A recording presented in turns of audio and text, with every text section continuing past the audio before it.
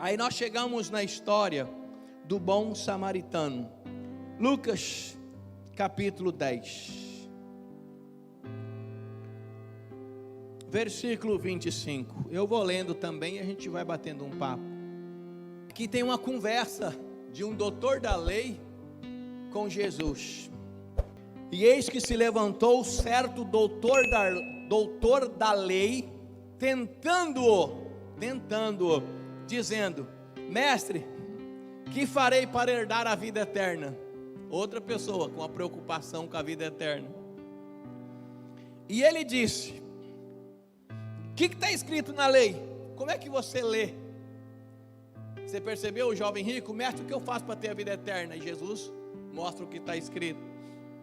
Mas Jesus, conhecendo o coração daquele doutor da lei, que estava tentando ele, como sempre fazia, respondia fazendo outra pergunta, para que no final trouxesse um fechamento, um entendimento para toda aquela história.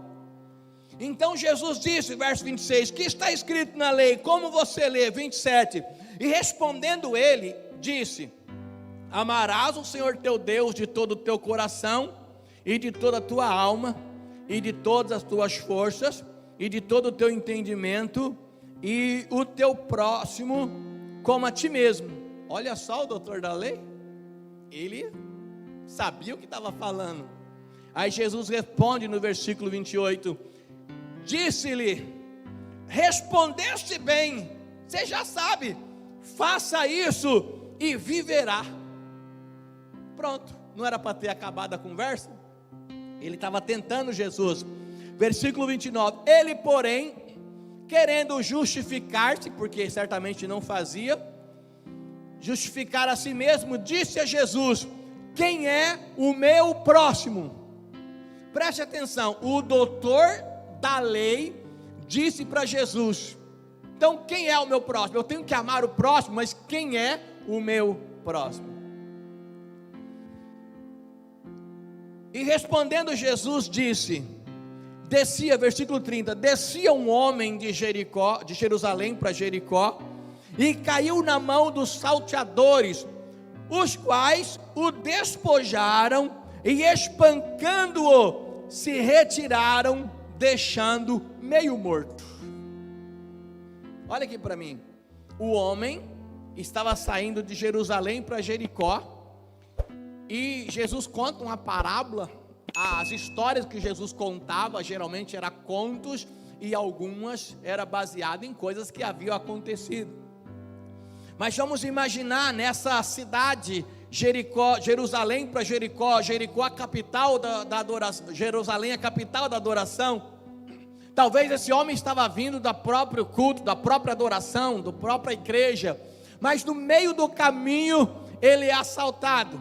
Roubaram tudo que ele tinha e bateram muito nele, espancaram ele, olha o que diz a Bíblia, e fugiram, e se retiraram, deixando meio morto, ou seja, na linguagem mais correta, deixando o homem quase morto, ensanguentado, machucado, ferido, ele está lá caído. Você quer saber quem é o próximo? Olha o homem caído, disse Jesus.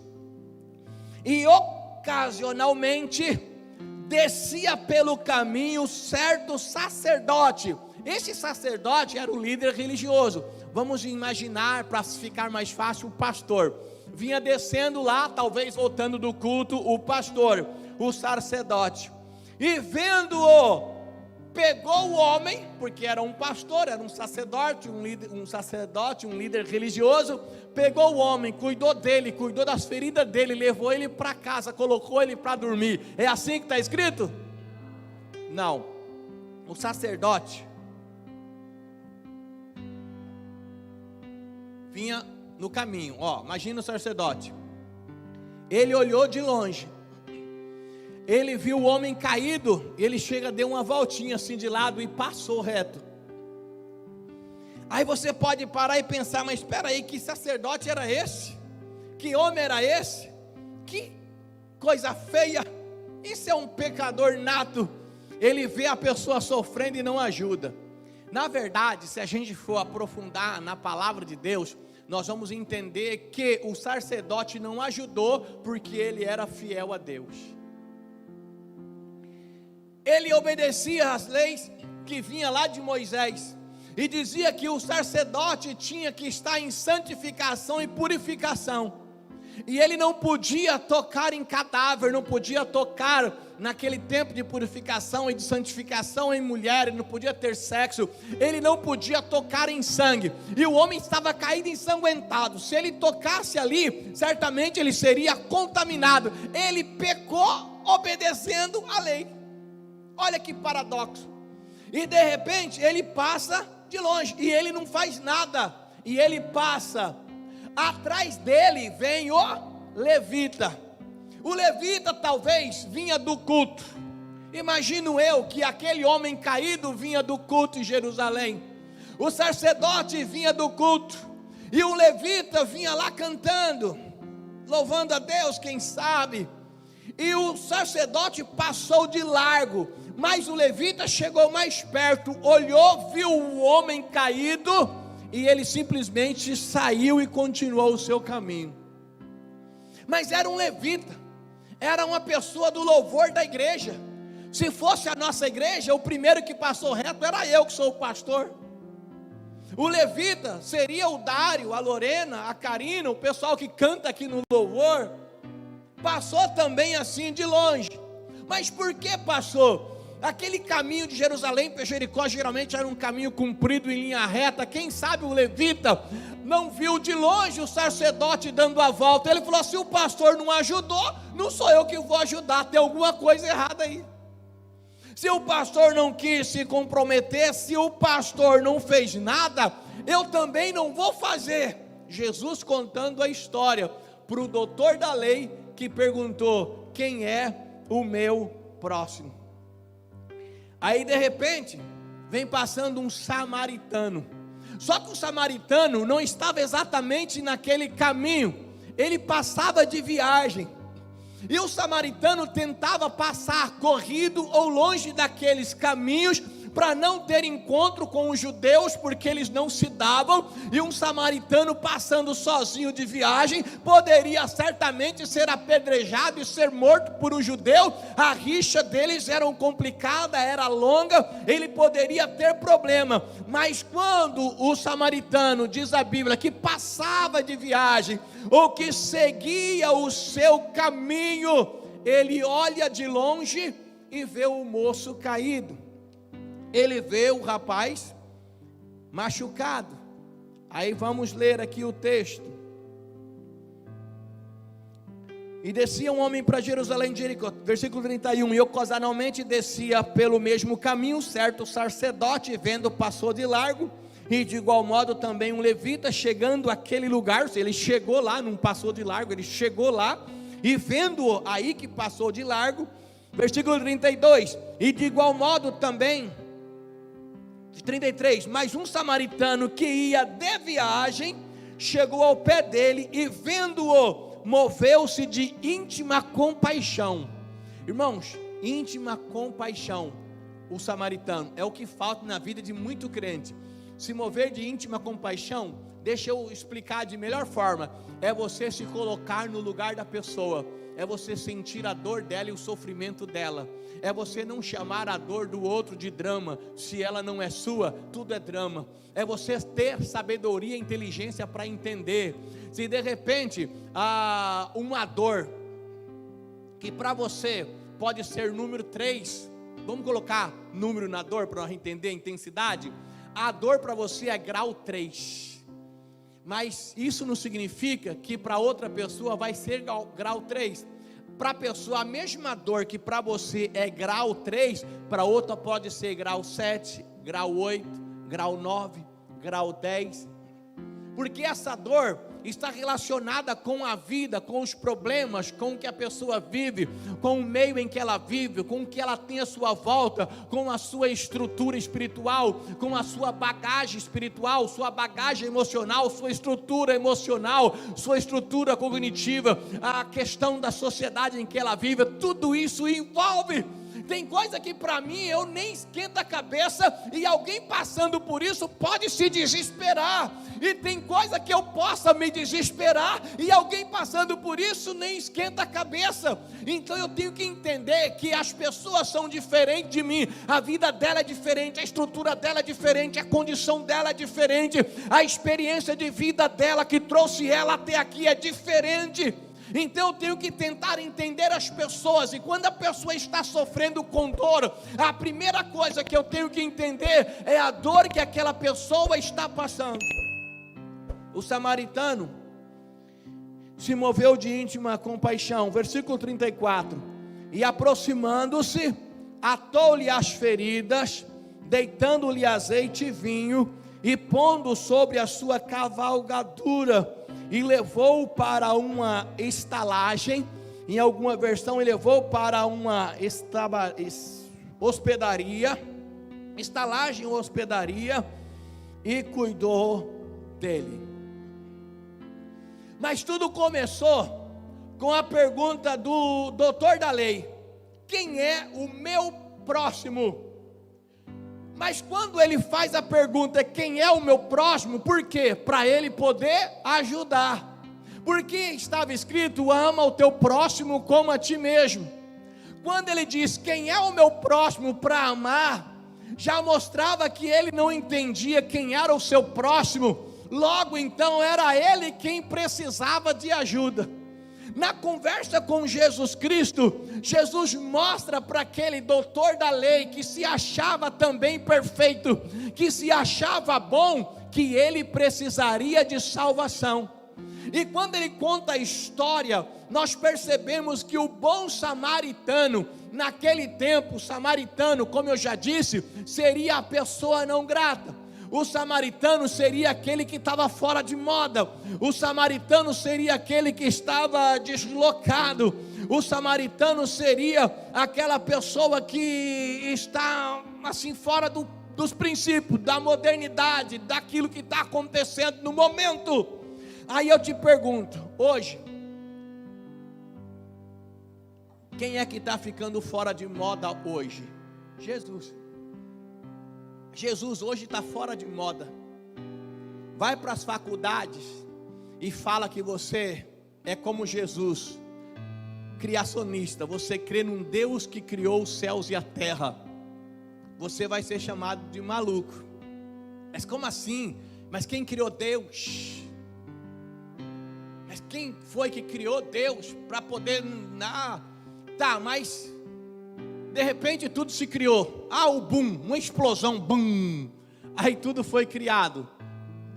Tá, mas quem que fez a explosão, se for por aí? Não, as próprias pessoas que não crêem no Deus Criador, crê que do nada nada sai. Se do nada nada sai, como que saiu um boom para criar todas as coisas? Jesus hoje seria deixado de lado e considerado fora de moda, porque Jesus acreditava no casamento homem e mulher, segundo a Bíblia. Hoje você sabe que isso está dando problema. As pessoas estão hoje polarizando tudo.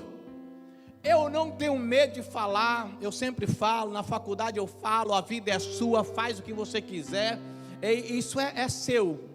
Agora o que nós não podemos é querer impor aos outros aquilo que nós achamos e acreditamos, ou que de repente começamos a acreditar, e impor naqueles que têm o conhecimento da palavra, e que buscam, que creem, que vivem nela há muitos anos, de repente tem que aceitar do jeito que as coisas estão, da maneira que está sendo ensinado. E é interessante que quando a gente fala na faculdade, com os amigos, por aí, de Jesus, a gente está ficando fora de moda.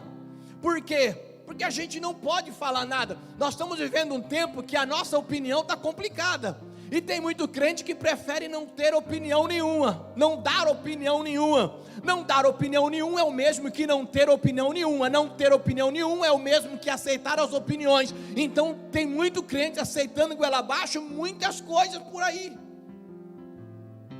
e no nome de estar simplesmente quieto, e ele tem perdido inclusive o direito de levar o evangelho e pregar a salvação, porque se for aceitar tudo que está se mostrando hoje, é complicado.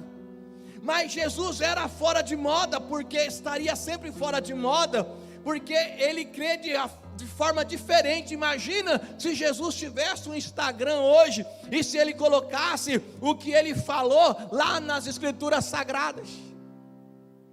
Hoje uma pessoa viver segundo os princípios do evangelho é complicado. Jesus seria uma figura totalmente desprezada neste mundo, fora dos princípios e dos padrões que o mundo tenta implantar, cerceando até o direito de opinião dos outros. Mas veja bem, esse Jesus que o mundo está querendo deixar de lado, é o único, olha aqui para mim, esse Jesus que o mundo está querendo deixar de lado, é o único que pode salvar o mundo. Ele é o único que pode salvar aquela pessoa que vai contra o evangelho, aquela pessoa que é contra o cristão, aquela pessoa que é contra Jesus. Agora fala uma coisa para mim, quantas pessoas, eu não preciso ir longe, você aqui conhece alguém que era contra a igreja, que era contra pastor, que era contra o evangelho, que era contra, hoje está na igreja, louvando e adorando a Deus, cantando, poderoso Deus. Quantas pessoas? Talvez na sua família mesmo, aquele marido que xingava, que falava, porque você não compra um colchão e já dorme na igreja? Hoje ele é o primeiro a chegar na igreja, porque ele foi alcançado pela salvação do próprio Cristo, que ele rejeitava e que ele desprezava, mas era aquele que poderia e pôde e salvou ele. Não precisa levantar a mão, mas olhando para mim, quantas pessoas aqui não gostavam de crente, falava mal da igreja? Hoje você é servo do Deus vivo, e você diz, a minha maior alegria foi ter encontrado Jesus, o meu maior prazer é estar na casa do Senhor, alegrei-me quando me disseram, vamos à casa do Senhor. Você foi salvo por aquele que te desprezava, que você desprezava. Então logo nessa nossa história, quem seria o samaritano? Vou dar uma dica, o samaritano era desprezado, ele seria Jesus. E o doutor da lei, que queria saber quem era o seu próximo, seria exatamente o homem caído, assaltado, machucado e ferido, e que precisava ser salvo. Mas Jesus Cristo, ou o bom samaritano, é aquele que ajudou o homem caído. E para ser salvo, a pessoa precisa reconhecer de uma forma humilde que ela precisa de ajuda. Tem muita gente caída que não sabe que precisa de ajuda, assim como aquele doutor da lei. Mas é preciso de humildade para aceitar essa ajuda, para aceitar a ajuda do samaritano, para aceitar a ajuda de alguém que você despreza, para aceitar a salvação de alguém que você desprezou. Você que falava mal do pastor, não vou nem entrar, você direto, singular, que papá, talvez você aqui já falava mal do pastor Sidney, lá para sua família. Hoje você está aqui, o pastor Sidney, de quem você falava mal, é o seu pastor, de quem você busca aconselhamento hoje. Isso está tudo bem. Você reconheceu Jesus Cristo como o teu Salvador. A igreja que você falava mal é a igreja que você frequenta hoje. O Jesus que você rejeitava é o Jesus que você serve hoje. Talvez você era aquele, não, eu tenho minhas tradições, não, eu não posso mudar de igreja, não, eu não vou na igreja nenhuma, mas meu pai era católico, apostólico, romano, minha mãe era católica, apostólica, romana, eu vou ferir. A minha mãe, uma vez, ela estava quase morrendo, ela veio para a quadrangular, Deus abençoou, ela foi curada e ela passou a estar na quadrangular. E uma vez encontrando os irmãos da igreja da qual ela era, e que mesmo ela na beira da morte, não a visitaram, disseram para ela assim: irmã, depois que ela estava bem, sarada, curada, a senhora adulterou a palavra de Deus. porque ela tinha ido para quadrangular, diferente dos dogmas ensinados por aquela outra religião, aquela outra igreja. Então é preciso humildade. Aí o samaritano, ele simplesmente cuidou do homem na beira do caminho. Se ele simboliza na nossa história aqui, Jesus, ele pegou o homem caído e levou para casa dele, amém?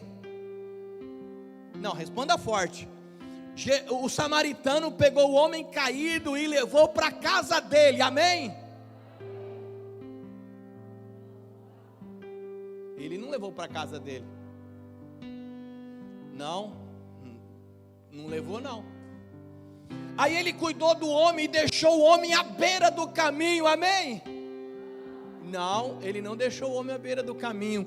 Se o samaritano aqui na nossa conjecturação simboliza Jesus Cristo, Jesus não salva ninguém para deixar à beira do caminho, mas também não levou para casa, ele levou para hospedaria, ele levou para estalagem. Sabe, irmãos, naquele tempo uma hospedaria, uma estalagem era uma casa que ficava à beira do caminho de uma estrada.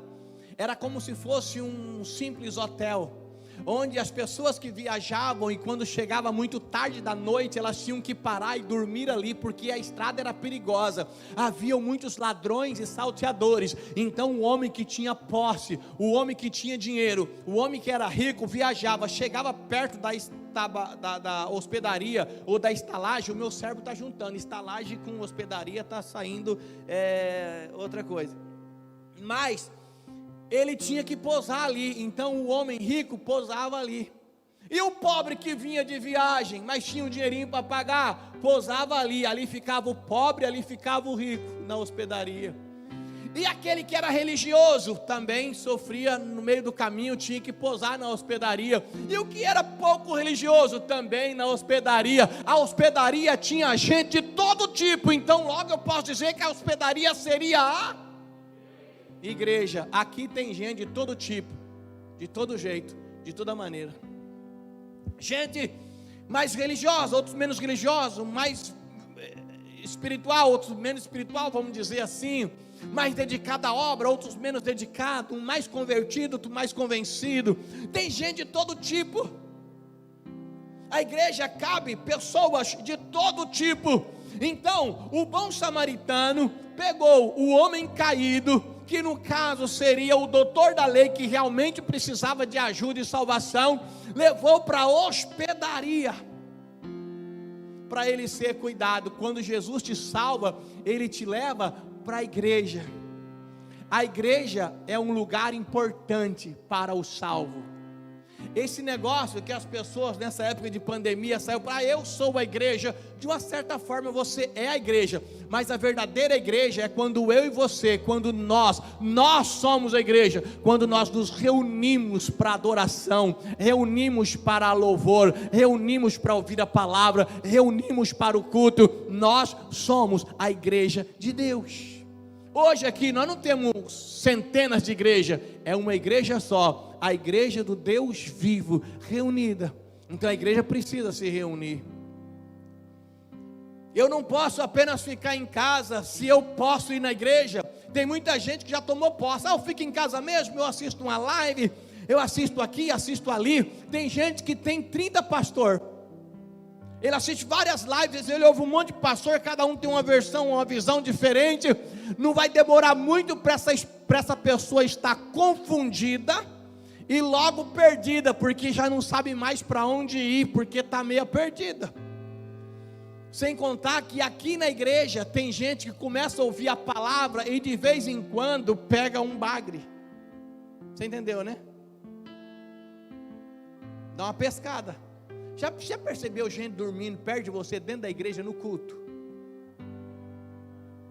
Olha, tem algumas pessoas que vêm para a igreja, às vezes tomam algum medicamento e tal, a gente entende isso, tomou um remédio, talvez a gente nem sabe o que a pessoa está passando, ela toma um remédio, mas mesmo assim ela vem para a igreja, às vezes toma uma cochilada. Mas tem gente que dorme simplesmente porque não é interessante, ela não dorme na série, ela não dorme no Round 6, ela não dorme. Eu falei, bonito, hein? Round 6. Ela não dorme no filme, ela não dorme no cinema, mas a igreja, parece que colocaram Dramin na água. E ela bebe demais. Ela bebe, chega e já dorme. Tem gente que consegue dormir no louvor. Para a direita ela vai e já fica. Antigamente, deixa eu ver se eu lembro. Antigamente, tinha um corinho que falava assim: desperta a igreja que o noivo se aproxima, acorda tu que dorme e acende a lamparina. Fazendo uma alusão à parábola das virgens, né? Mas tem gente que consegue dormir na igreja. Imagina em casa, com o celular na mão. Imagina em casa, vou participar do culto. Alguns até conseguem ficar um tempo dedicado, tem que ser disciplinado mesmo, porque senão não é fácil. O pessoal que estuda, quem está estudando e está tendo aula online, levanta a mão. É a mesma coisa? A gente consegue concentrar como a gente consegue lá? Não consegue. Às vezes a gente coloca o celular aqui, dá uma baixada e está vendo televisão e ouvindo se a professora chama o nome da gente. Esse dia eu estava lá bem tranquilo, a professora Sidney, o que está acontecendo? Ela, vê para nós, Sidney. Para nós o que, professora? Vê para nós. Eu falei, mas o que? Ela tinha falado já, eu só vi meu nome, era para ler. Eu fiquei perdido. Aí ela, não, é só para ler isso aqui. Eu falei, tá, é para ler. Ela, e aí? Era para ler e explicar, mas explicar o quê? Qual era o contexto? Eu já não sabia, eu estava perdido. A gente tem dificuldade, é complicado. No culto também, a pessoa está lá, o pastor está, igreja, o celular dá, porque tem gente que não põe nem para vibrar, ele já vai ver quem é que está chamando no WhatsApp, não consegue concentrar. Então tem que ir para a igreja, reunir como igreja. A igreja é um lugar de todo tipo de gente recebendo a palavra. Eu costumo comparar a igreja como um lugar de reabastecimento, onde nós chegamos para nos fortalecermos, para nos municiarmos, para ir lá fora ganhar almas, porque é lá fora que as almas estão. Você ganha alma, não é dentro da igreja. Alguém ganha alma aqui, irmão?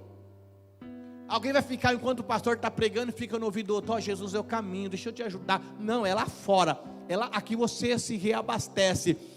Lá fora que é a batalha, que é a luta, é lá fora que as almas estão para serem ganhas. Quem está aqui já está ouvindo a palavra, já está encaminhado, já está lutando com os seus problemas para vencer, mas as almas que precisam ouvir e receber a palavra, o convite, estão lá fora, e você então se fortalece. A igreja é esse lugar. Deixa eu continuar a leitura aqui. Eita, agora que eu vi que tem um relógio ali. E versículo 34, não, versículo 34 não, versículo 35, e partindo ao outro dia, tirou 2 dinheiro, ou 2 denários, não sei, como que está na sua Bíblia aí? Quem está denário? Levanta a mão. Quantos denários?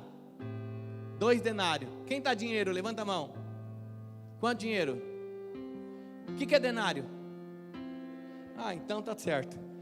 Tirou 2 dinheiro, ou 2 denários, e deu ao hospedeiro, porque quando você chega na hospedaria, você tem que ajudar. E disse, cuida dele. Levou o homem doente e disse àqueles que estavam na hospedaria, cuida dele. Irmão, a hospedaria é a igreja. Você já está na hospedaria. Você não é melhor do que ninguém, mas você está na hospedaria, lugar de cuidado. Aqui tem pessoas cuidando de você, e as pessoas que são enviadas, colocadas nessa hospedaria, você tem que ajudar a cuidar dela. Pastor, mas porque você foi salvo à beira do caminho e levado para a hospedaria, para a igreja. Pastor, mas eu estou cansado, eu limpo a igreja, mas tem gente que não limpa. É a obra de Deus, é a casa de Deus, cuida dela. Mas eu fiz a visita para o fulano, ele não está nem aí, cuida dele. Mas o líder pega no meu pé, cuida.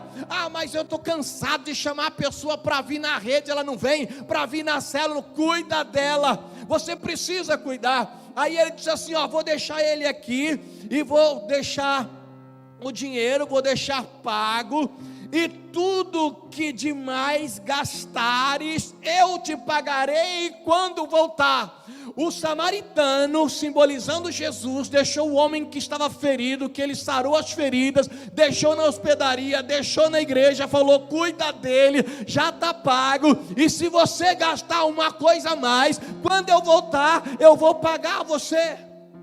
Então, meu irmão, você pode fazer e viver a obra de Deus. Se tem uma coisa que não vai acontecer, é Deus dever para você. Faça mais do que Ele pede, porque quando Ele voltar, Ele vai indenizar você. O galardão é a indenização para você que fez a obra de Deus, que viveu a obra de Deus. O galardão será dado a cada um segundo as suas obras, diferente da salvação.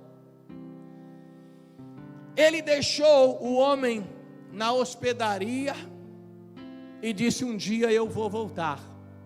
Quando Jesus salvou você, não era porque você era bom, Ele que é bom. Não é você que é bom, é Jesus que é bom.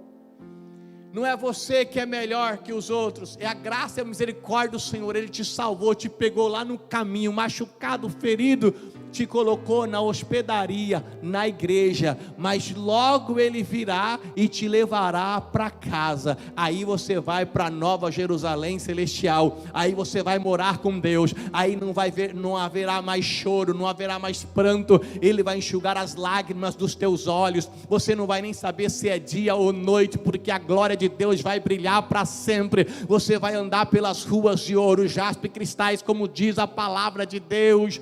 Alguém uma vez falou para mim assim: pastor, minha vida está meio estragada, mas eu estou lutando aí, se eu pisar pelo menos na laminha lá de Jerusalém já está bom. Eu disse: cara pálida, lá não tem lama, é só ouro, então lá é o lugar.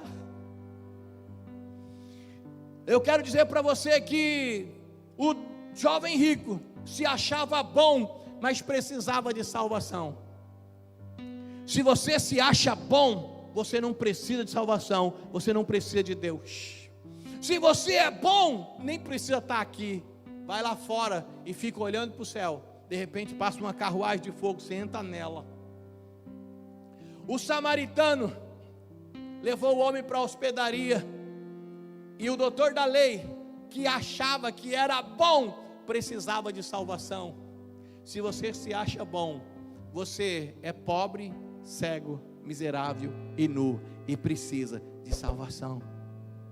O pecado que está na sua vida, você tem que lutar contra ele, buscar a palavra de Deus e buscar vencer, mas isso é coisa sua, particular, relacionada ao outro. Ajude, não aponte o dedo e não acuse. A igreja é lugar de pecador. Eu sei que você conhece, eu já li por aí, faz tempo que eu não leio isso, mas li muito por aí nas internets da vida, e eu gosto muito dessa frase: chegar na igreja e falar: eu não quero pecador aqui, é o mesmo que chegar no hospital e falar assim: casca, não quero doente aqui não. O doente está para ser tratado na igreja também. Você é salvo pela graça e misericórdia do Senhor. Você está na hospedaria para cuidar dos outros, para